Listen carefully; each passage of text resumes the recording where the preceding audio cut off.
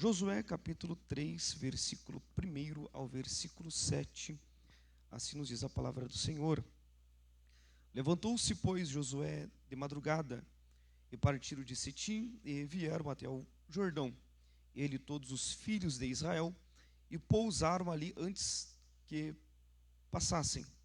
E sucedeu ao fim de 3 dias que os príncipes passaram pelo meio do arraial, e ordenaram ao povo, dizendo: quando ouvirdes a arca do concerto do Senhor, vosso Deus, e que os sacerdotes levitas a levam, parti vós também do vosso lugar e segui-a.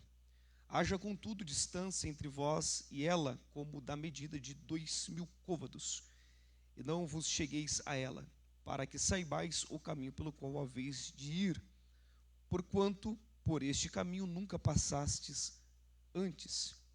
Disse Josué também ao povo: santificai-vos, porque amanhã fará o Senhor maravilhas no meio de vós. E falou Josué aos sacerdotes, dizendo: levantai a arca do concerto e passai adiante deste povo. Levantaram, pois, a arca do concerto e foram andando adiante do povo. E o Senhor disse a Josué: esse dia começarei a engrandecer-te perante os olhos de todo Israel, para que saibam que assim como fui com Moisés, assim serei contigo. E a igreja pode assentar-se glorificando a Deus nessa noite. Meus irmãos, talvez depois eu não tenha tempo, mas eu trouxe também o meu livro. Nestes pouco mais de 13 anos em que ministro a palavra, Deus nos deu também o privilégio, além de ser pregador e ensinador, deu o privilégio de ser também escritor. Está aqui o nosso devocional Cheios do Espírito Santo. Tive o privilégio de estar lançando a sua segunda edição no Congresso Geral da UMATS deste ano. Foi uma benção aquele congresso e tive o privilégio de ali lançar. Esse aqui é um devocional muito precioso, meus irmãos. Ele não é somente algo didático, mas é algo recheado de experiências com a pessoa bendita do Espírito Santo. Você precisa adquirir. É uma benção e tenho a certeza que a sua vida será muito bem alimentada através deste devocional. Você, pai, invista no seu filho, presenteie ele. Filho, invista no seu pai, presenteie ele. Apresentei o seu amigo e a sua amiga. Está aqui então, devocional Cheios do Espírito Santo. Eu estarei ali após o término do culto, ali fora, apresentando um pouco mais eles. Meus irmãos, eu sei que o texto que agora acabamos de ler é um texto bíblico bastante conhecido, bastante falado. Você vai observar que está falando a respeito de um período de transição. Este período de transição, o bastão acabou de ser passado de Moisés para Josué. Todos os irmãos são sabedores a respeito do cenário do capítulo 1. Deus fala em particular com o servo dele, chamado Josué, e após este cenário, o próprio Deus fala para Josué que a responsabilidade estava sobre ele. Você vai observar, dentro deste cenário, dentro deste contexto bíblico, o próprio Deus, então, posicionando Josué como o sucessor de Moisés. Pois bem, toda vez que nós falamos a respeito do nome Josué, automaticamente, nós compreendemos que o significado de Josué é Jeová salva, ou Jeová é salvação. Ainda mais quando nós olhamos para o cenário do seu nome, que a transliteração deste nome para o grego traz a ideia do próprio nome do nosso Senhor Jesus. Você vai observar que dentro deste cenário bíblico, somente para que nós tenhamos um pano de fundo relacionado a este cenário, relacionado a este contexto, você vai perceber que este moço chamado Josué, ele é auxiliar de Moisés. Ele sempre está ao lado de Moisés, o auxiliando, e mais tarde o próprio Deus vai o designar, vai o posicionar como sucessor do seu líder, vai posicionar Josué como o sucessor de Moisés. Não somente isso, nós vamos observar também que Josué, o seu nome original era Oséias. Porém, Moisés olha para Josué, a partir daquele momento que ele está caminhando lado a lado com Moisés, Josué caminhando com Moisés.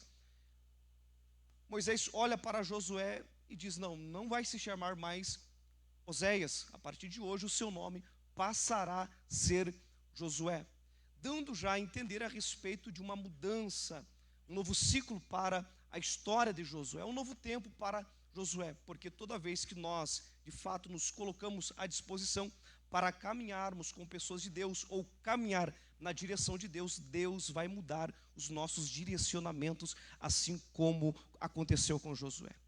Não somente isso, você vai observar que a partir deste momento, Deus, o próprio Deus, começa a ministrar no coração do líder chamado Moisés, e podemos destacar pelo menos 3 períodos neste início da história de Josué. São escolhas de Moisés relacionadas a Josué. Há uma primeira escolha, nós podemos observar lá em Números, capítulo de número 13, versículo 18, quando Josué ele é escolhido dentre aqueles personagens, dentre aqueles homens, aqueles rapazes, príncipes de cada tribo. Você vai observar que Josué ele é escolhido também para ir espiar a terra prometida. Você vai também observar que a partir daquele momento Josué, juntamente com Caleb e os demais que estavam com eles, vão dar um relatório a respeito da terra prometida. Mas somente Josué e Caleb vão falar que a terra é boa, que de fato havia possibilidade de toda aquela gente, do povo hebreu, herdar todo aquele território. Quando todos, a maioria, começa a dizer que a terra havia gigantes, homens gigantes estavam ali, e todo o povo hebreu poderia ser esmagados como gafanhotos. Agora Josué e Caleb, eles se posicionam e falam ao povo a respeito da terra. A terra é boa, é promessa de Deus para nós. Uma primeira coisa que eu passo a compreender aqui, já aplicar dentro desse cenário, é que Josué ainda não é líder. Josué não foi posicionado como líder, mas mesmo ele ainda não sendo líder, ele já tem uma posição de liderança. E me permita dizer algo para alguém aqui nessa noite. Por muitas vezes ao longo da nossa caminhada, nós precisamos ou queremos ser posicionados em alguns cargos ou estabelecer-se como líderes para tentar incentivar, para tentar impulsionar pessoas. Mas você vai observar que Josué é diferente. Ele não é líder ainda, mas mesmo assim já havia um espírito de liderança, já havia algo no coração de Josué, a ponto que ele vai inspirar pessoas antes mesmo de ser posicionado como líder. É por isso que nessa noite há uma vocação, há um chamamento da parte de Deus para uma geração que compreende, que não tem a visão somente no dia chamado hoje, mas uma visão já no dia de amanhã, já consegue vislumbrar, já consegue contemplar aquilo ao qual Deus te chamou, aquilo para qual Deus já te designou. Então a partir de hoje, se posicione. Você pode não ter nome, você não pode ter credenciais ainda, você pode talvez não ocupar posições de destaque, mas mesmo assim há uma promessa, há um chamado sobre a sua vida. Então é tempo de posicionamento desta geração. Uma segunda coisa que eu passo a compreender relacionado a Josué é que lá em Êxodo capítulo de número 19, do versículo 9 ao versículo 10, nós podemos observar que Josué ele é escolhido para estar à frente da peleja. Josué era um tipo de personagem, um tipo de pessoa, um homem de guerra. Era um homem, um rapaz que desde a sua tenra idade, desde a sua infância, ele foi ensinado a arte da guerra, ensinado a arte da peleja. Ou seja, trazendo para os nossos dias, Josué era alguém que tinha sempre a palavra em suas mãos, tinha sempre a espada em suas mãos. E quando a guerra estoura, quando a peleja estoura, vem à tona, vem no seu ápice, automaticamente você vai observar que Josué ele é apresentado dentro deste cenário de peleja. É por isso que eu tenho total convicção que eu estou pregando para uma geração de Josué, uma geração que compreende que deve estar preparado para o momento da peleja, para uma geração que tem sempre a espada em mãos, uma geração que compreende da urgência dos nossos dias e que a guerra está estourada lá fora. A guerra já estourou, a guerra já está no seu ápice, e este é o momento da geração de Josué se levantar e dizer: a espada está em minhas mãos. Oh glória a Deus, oh aleluia. Esta é a geração chamada geração de Josué, a geração que tem sempre a espada em mãos. Uma terceira coisa que eu passo a compreender relacionado à história de Josué é que em Números capítulo de número 11, você vai observar que Josué, ele estava inserido entre os 70 que foram, ou melhor, que receberam a descida, o derramamento do Espírito, quando eles estavam dentro daquela tenda, a tenda da congregação. Você vai observar que Números capítulo 11 fala a respeito de 68 dentro da tenda e 2 do lado de fora. Ambos ou todos aqueles receberam o Espírito. Deus pega do Espírito que estava sobre Moisés e começa a repartir sobre os 70. E nas entrelinhas nós podemos compreender que também lá Josué estava. Josué recebeu essa graça. Josué recebeu a presença do Espírito Santo. Josué recebeu a visitação. Josué profetizou cheio da presença do Espírito Santo. Torna a dizer, esta é a geração de Josué. É uma geração cheia do Espírito Santo. É uma geração cheia da graça. É uma geração que profetiza. É uma geração portadora dessa graça. E é por isso que nessa noite eu tenho total convicção que Deus já tem tocado essa geração. Deus já tem enchido essa geração. Deus já tem posicionado esta geração. É uma geração posicionada e cheia do Espírito Santo. Oh, glória a Deus. Mas você vai observar que todos estes momentos, tanto na questão para espiar a terra prometida, como também para receber o Espírito Santo em Números capítulo 11, ou para estar diante da peleja, são escolhas de Moisés. E guarde isso, estes 3 momentos da história de Josué é escolha de Moisés. Guarde isso, torna a dizer, guarde isso, porque no final dessa mensagem eu vou tocar novamente nesse sentido, neste aspecto, nessa tecla. Guarde isso. Josué, nestes 3 momentos, ele é a escolha de Moisés. Pois bem, você vai observar que o capítulo de número 3 está falando deste rapaz, deste moço, portador de promessa, este guerreiro, este rapaz que é cheio do Espírito Santo. O capítulo 3 está falando a respeito da passagem, ou da a travessia do Jordão. Moisés foi incumbido, ou melhor, Josué foi incumbido de direcionar o povo, levar o povo hebreu para a terra prometida. E neste inteirinho, neste momento em que o povo está se preparando, você vai observar que há uns direcionamentos da parte de Deus. Deus fala para Josué, Josué fala para os principais da nação, ou os principais do povo hebreu, e a notícia passa a se esparramar entre o povo. Uma primeira notícia que está entre o povo é a respeito da arca. Quando a arca se movimentasse, então o povo deveria se movimentar. Se a arca partisse de um ponto, do ponto A, e partisse para o ponto B, automaticamente o povo deveria acompanhar a arca. A arca estava sendo levada ou carregada por sacerdotes levitas naquele momento. Todo cuidado para ser levado a arca. E toda vez que nós falamos a respeito de arca, automaticamente nós sabemos que estamos falando, biblicamente falando, a respeito da presença de Deus. Era um caixote de madeira, onde havia alguns símbolos ali, e estes símbolos representavam diretamente a manifestação da glória de Deus. Era a própria presença de Deus entre o povo. É por isso que, se você observar no tempo de Samuel, naquele tempo lá de Eli, Ofni, Finéias, quando a arca foi tomada pelos filisteus, a Bíblia diz a respeito de um cenário terribilíssimo para a nação. Até mesmo alguns historiadores chegam a contar que quando os mais velhos perceberam que a arca tinha sido levada embora, eles se assentaram nas praças ou nos rodapés, se assentaram no meio-fio das praças, da praça pública em Jerusalém, e começaram a prantear, começaram a chorar por tamanha miséria que recaíra sobre eles, porque falar a respeito da arca era falar a respeito da própria presença de Deus no meio do povo. Agora você vai observar no capítulo de número 3 toda a reverência, toda a solenidade referente à arca. A arca, se a arca se movesse, automaticamente o povo compreenderia que era a presença de Deus indo à frente deles, e eles deveriam acompanhar. Se a arca se movesse, eles deveriam se mover.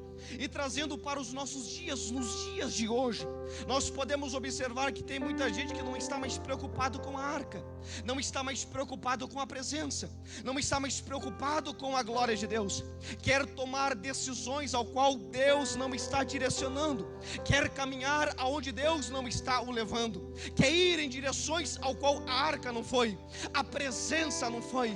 É por isso que nesta noite eu estou pregando para crentes aqui que compreende o cenário. Se a arca se mover, se a presença se mover, então siga a arca, acompanhe a arca. Mas se a arca parar, então nós devemos parar, devemos firmar as nossas estacas. É por isso que nessa noite eu estou pregando para uma geração que teme, que compreende que precisa da urgência, que precisa constantemente da presença de Deus. Se a presença de Deus não vai, então eu também não vou. Se a presença de Deus não está, então eu também não estou. Eu só posso ir onde a presença está.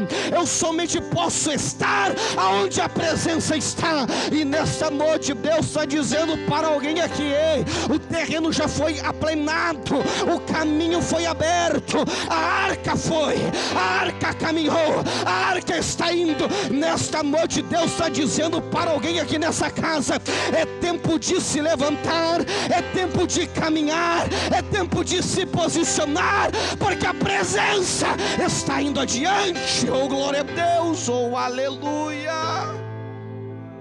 Eu estou sentindo uma graça aqui nessa noite, porque talvez eu estou pregando para pessoas aqui que talvez o cenário são um cenário de perguntas na sua vida e na sua mente, e você diz: Senhor, quando será o tempo? Quando será o momento? Deus está dizendo: ei, a arca já se movimentou, a arca já se movimentou, a minha presença já se movimentou. Aquilo que estava fechado vai ser aberto, a porta que estava fechada vai se abrir. Ei, jovem, ei, adolescente, se prepare, porque aquela bolsa na faculdade vai vir, porque é projeto de Deus. Ei, Senhor, ei, Senhora, sabe o que Deus está dizendo aqui? Se a arca foi, se a arca já se posicionou, já foi adiante, pode ter a convicção que pode se levantar 10.000 demônios à direita, 1.000 à esquerda, mas você não será atingido, porque a arca já está indo à frente. Oh, glória a Deus, oh, aleluia. Isso da presença. Deus, por intermédio da liderança, diz: olha, há um espaço, um percurso, um limite de 1 quilômetro entre vocês e a arca, porque somente os sacerdotes levitas naquele momento, somente eles poderiam carregar, e teria que ser no ombro, não poderia ser de qualquer jeito, não poderia que a glória fosse levada de qualquer jeito. É por isso que mais à frente você vai ver lá nos períodos do rei chamado Davi, quando alguns homens vão tentar conduzir a arca de qualquer jeito, são fulminados naquele mesmo momento. É por isso que temos que ter cuidado com a glória, é por isso que nós devemos preservar a glória de Deus. E eu tenho total convicção nessa noite que já tem pessoa que já sentiu a glória, que já foi tocado pela glória. Se a glória está pairando neste ambiente aqui, quer dizer que a presença de Deus está aqui nessa noite. É por isso que eu já ouvi alguém dizendo glória a Deus, outro dizendo aleluia, outro enchendo o pulmão e liberando línguas estranhas. O que é isso? É porque a glória está aqui neste ambiente, e no ambiente em que a glória está, a presença é manifesta. E se a presença é manifesta, então reaja, porque a glória está aqui, a presença está aqui. Seja tocado por ela, seja cheio por ela, seja envolvido por ela. Oh, glória! É a glória, é a glória, é a glória a Deus, é a presença, é a maravilhosa presença. É por isso que quando nós olhamos para o contexto de Deuteronômio capítulo 34, versículo 9, quando nós olhamos essa profundidade a respeito da preocupação de Josué diante da sua liderança, ou diante dos seus liderados, ele compreendia que ele precisava da glória de Deus. É por isso que Deuteronômio capítulo 34, versículo 9, diz que o Josué, filho de Num, estava cheio do espírito de sabedoria. Ele sabia de fato que precisava da glória, ele sabia de fato que precisava da presença. É por isso que nessa noite há um convite para a nossa geração. Precisamos urgentemente da glória.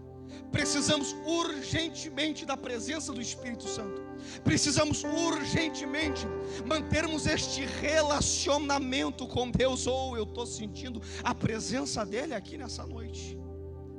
Mas há uma terceira lição que nós podemos observar dentro deste cenário. O primeiro ponto, já destacado aqui, é a respeito que precisamos da presença de Deus, ou seguir a arca. O segundo ponto que nós podemos observar é que nós precisamos nos preparar. E quando eu falo nos preparar, é porque no texto do capítulo de número 3, Deus, por intermédio de Moisés, bradou no meio do arraial, dizendo para toda aquela gente se santificar, porque no dia seguinte Deus faria maravilhas no meio daquele povo. Eu interpreto nessa noite este se santificar a respeito de uma preparação. Nós precisamos nos preparar. Precisamos nos preparar. E eu não falo isso somente no ambiente terreno, buscar formações, buscar títulos, buscar reconhecimentos, buscar diplomas. Nós precisamos de tudo isso de forma legítima. Mas nós podemos observar que o cenário ao qual Deus está falando ali é num ambiente espiritual, um ambiente de preparação. Não tem como firmar, ou melhor, não tem como formar uma casa, equipar uma casa, fazer uma casa, se primeiramente nós não prepararmos os alicerces. É uma necessidade urgente de uma preparação. E me permita dizer nessa noite para alguém aqui nessa casa: há um projeto de Deus, há um propósito de Deus relacionado à sua vida. Assim como Deus escolheu, Deus separou, Deus selecionou a Josué, Deus está te separando, Deus está te escolhendo. Ele já te escolheu, Ele já te envolveu, Ele já te chamou para uma vocação. E aí, pregador, o que eu devo fazer? Eu preciso neste momento me preparar para aquilo que Deus tem reservado para mim lá no dia de amanhã. Oh, glória a Deus, oh, aleluia. Precisamos nos preparar. E vez ou outra eu sempre me deparo com pessoas dizendo: irmão Samuel, como eu preciso de uma nova palavra, como eu preciso de uma nova profecia. Eu não quero te frustrar, meu querido irmão e minha querida irmã que me ouvem nessa noite, jovem que está aqui, eu não quero te frustrar. Mas nós não precisamos de uma nova palavra, nós não precisamos de uma nova profecia, nós não precisamos de uma nova revelação. Tudo que nós precisamos é nos manter convictos naquilo que Deus já disse para nós. Tudo que nós precisamos é mantermos na convicção. Se Deus disse: eu vou te levantar, isso quer dizer que Ele vai te levantar. Se Deus disse: eu já te separei, Ele já te falou que te separou. Se Deus disse: eu já te vocacionei, Ele já te vocacionou. Você não precisa mais de nada. Tudo que você precisa é manter a convicção latente, vibrante no seu ser. Eles vão tentar arrancar a sua prioridade, eles vão tentar frustrar os seus planos, eles vão tentar arrancar o seu foco. Mas quando vir as propostas, você diz: ei, há uma prioridade no meu coração, há uma vocação na minha alma, há uma vocação no meu espírito. Deus me chamou, Deus me escolheu, Deus me capacitou. Glória! Nós precisamos nos preparar. É por isso que, juntamente com o Marcelo, o pastor Aguinaldo também ali, temos a FCC, temos estudado afinco ali de forma muito preciosa. Mas eu me lembro também que lá atrás, lá quando eu era adolescente ainda, eu tinha os meus sonhos, o meu sonho de ser pregador. Porque eu me lembro também, meados do ano de 2008, 2009, Deus usou um profeta um certo dia. Eu estava em casa naquele momento. E minha mãe, mulher de oração, sempre tinha o hábito de fazer aquelas reuniões de oração. E um determinado dia, uma tarde, eu estava ali entre eles, algumas mulheres, alguns homens.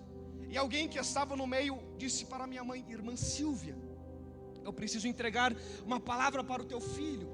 E naquele momento eu estava ainda, não estava firme realmente na presença de Deus. Estava naquela fase assim da adolescência, e não generalizando, mas eu não estava com toda aquela firmeza.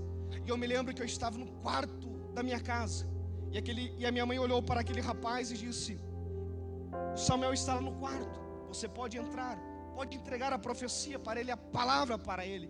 E eu me lembro que naquela tarde aquele rapaz entrou porta dentro do meu quarto.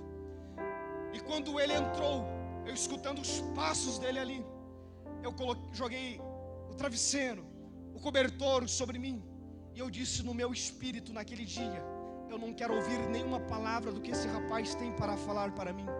Mas eu me lembro também que aquele rapaz, debaixo de uma autoridade, ele disse: ei rapaz, talvez hoje, ei moço, talvez hoje você não queira dar ouvidos para a palavra profética, mas vai chegar o dia em que Deus vai te levantar como pregador do evangelho. Se Deus diz que vai acontecer, vai acontecer. Eu tentei relutar por muito tempo contra a promessa, mas foi só por um tempo. Já passaram-se mais de 13 anos em que eu tenho pregado a palavra em Curitiba, no Brasil, e já estou me preparando para ir para fora da nação para pregar a palavra. Se Deus disse que vai te levantar, Ele vai te levantar, oh glória! Mas eu me lembro também que quando eu estava lá no início, dizendo: Deus, eu tenho somente um sonho, eu tenho um caminhão de promessas na minha vida, mas hoje eu somente tenho um volante deste caminhão de promessas.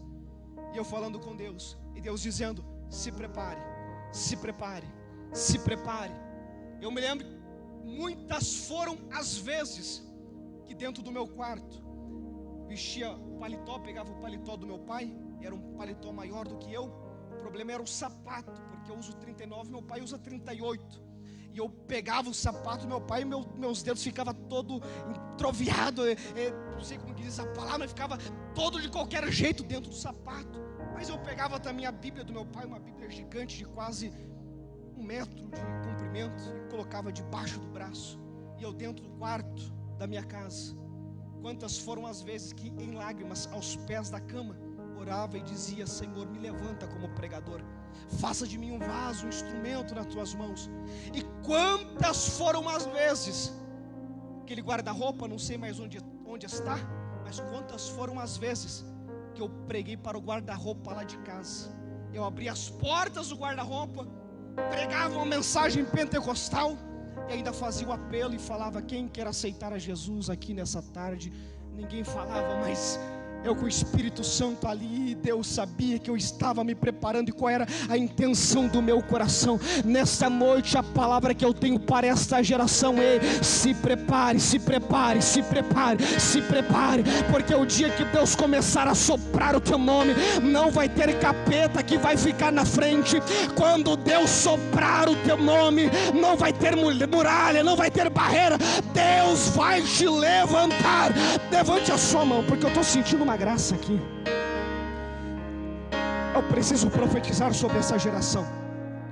Satanás não vai abortar os planos que Deus tem nesta geração. Esta geração é a geração Josué, uma geração portadora da promessa. É uma geração que tem espada na mão, tem Espírito Santo na cabeça, tem graça, tem virtude. É a geração. Deus te levantou, Deus te escolheu, Deus te separou para uma grande obra nessa terra. Deus te chamou para influenciar. Deus te chamou para influenciar.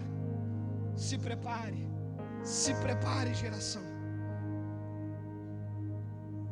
Opa, eu gostei dessas línguas estranhas. Eu gostei dessas línguas estranhas. Deus está na casa. Deus está na casa. Deus está na casa.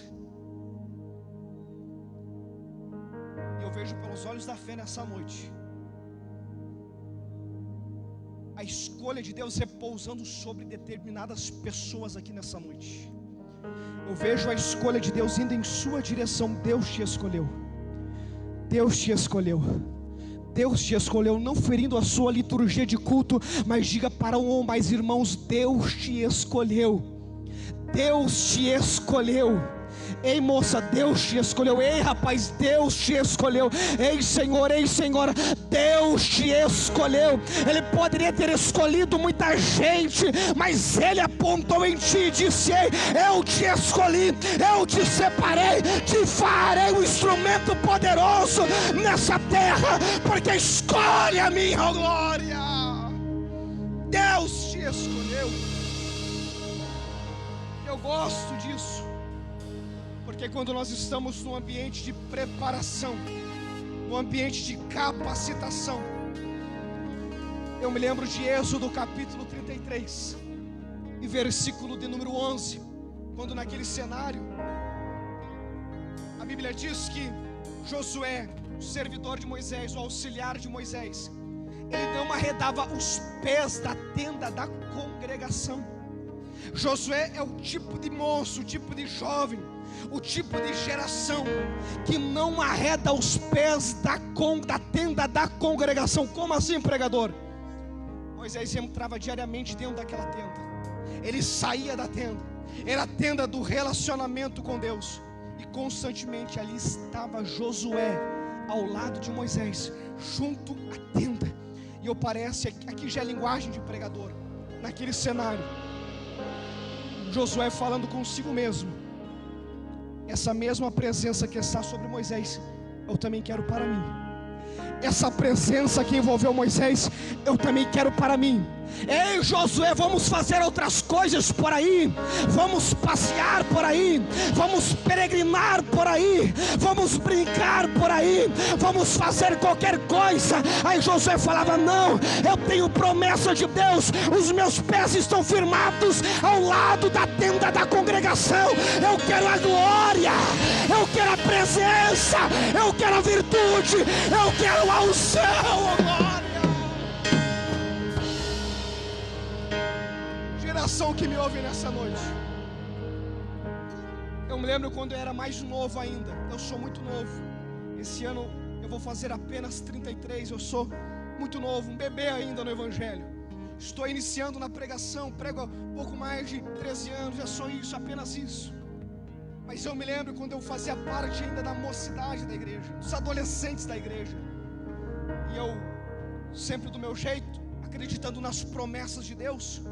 E eu me lembro que alguém falava para mim e dizia: ei, Samuel, para com esse negócio de pregação aí, de evangelho, esse negócio aí de querer estudar a Bíblia, não está com nada.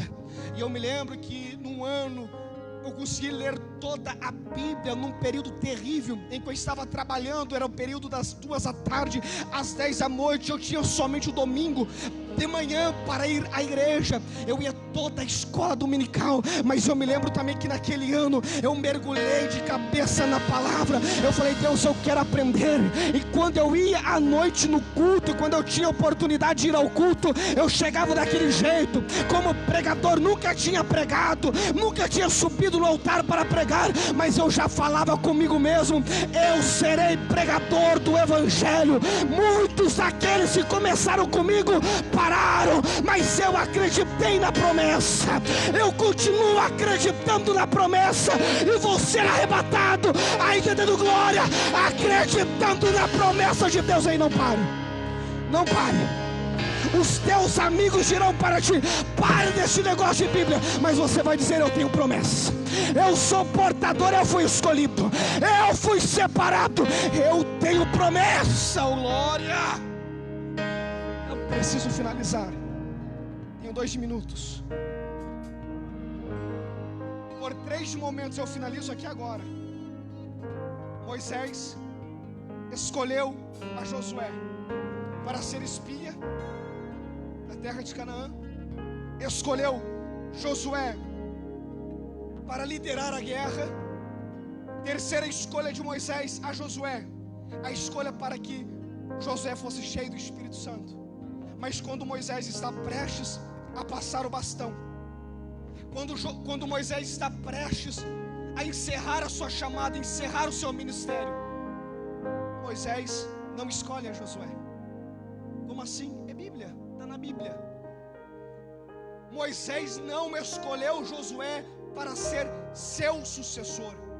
Moisés não escolheu a Josué para ser seu sucessor. Não se escandalize com isso. Quem escolheu a Josué para suceder a Moisés foi o próprio Deus. Foi o próprio Deus. Números capítulo 27, versículo 16 ao 23. Josué foi escolha de Deus, não de Moisés. Josué foi escolha de Deus e não de Moisés. Eu vou dizer novamente para alguém aqui nessa noite: talvez por alguns momentos você pode até ser escolhido para determinados ambientes, para determinados cenários, mas haverá ambientes que você não será a escolha de homens, você vai ser a escolha de Deus. Você vai ser a escolha de Deus, oh glória! Preciso dizer essa verdade novamente, porque talvez eu esteja pregando para alguém aqui nessa casa, que talvez ao longo da sua caminhada, por muitas vezes te escolheram para tantas coisas, mas para aquilo que estava no seu coração você não foi escolhido. Mas era Deus te preparando. Não era por maldade que não te escolheram, não era por vaidade que não te escolheram. É porque existem coisas na nossa vida que Deus não divide a sua glória com ninguém. Eu vou dizer novamente: haverá momentos na nossa caminhada, não vai ter pessoas para dizer foi eu que coloquei ele lá, foi eu que posicionei ela lá. Vai ter momentos que o próprio Deus vai te tirar do meio da multidão e vai te colocar em ambientes e vai dizer foi eu que coloquei, foi eu que posicionei, foi eu que escolhi, foi eu que separei. Receba quem quer receber, porque palavra profética de Deus para alguém aqui nessa casa. Se coloque sobre os seus pés. Eu prefiro passar por momentos de rejeições, momentos de decepções, momentos de frustrações, no ambiente horizontal, e entender o tempo de Deus, que no ambiente vertical as coisas acontecerão conforme Deus quer, do jeito que quer, da maneira que quer, no tempo que Deus quer. E Deus está dizendo: eu já te escolhi, eu já te escolhi, eu já te escolhi. Uma outra situação aqui é um combo para nós nessa noite, um bônus. Josué deixou um grande legado para a sua geração, porque Josué capítulo 24 e Juízes capítulo 2 fala que a geração de Josué e a geração posterior a Josué foi uma geração que vivenciou o sobrenatural de Deus, porque teve um exemplo como Josué, alguém que vivia na dimensão do sobrenatural. Levante a sua mão e eu finalizo aqui agora. Há uma profecia para esta geração. Deus fará o seu nome conhecido. Deus fará o seu nome conhecido.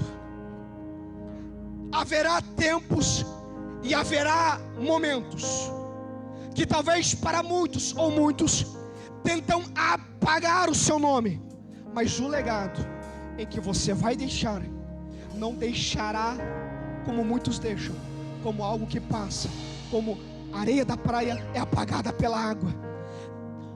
O legado que Deus vai deixar através de você, ou você vai deixar através de Deus, será um legado escrito na rocha, em que ninguém vai conseguir apagar.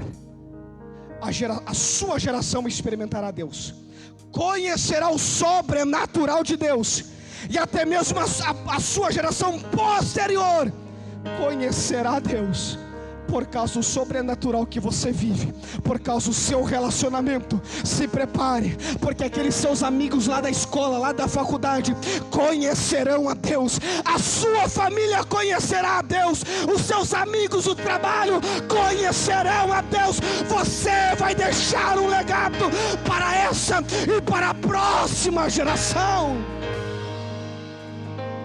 Levante as suas mãos ainda, mantenha os céus.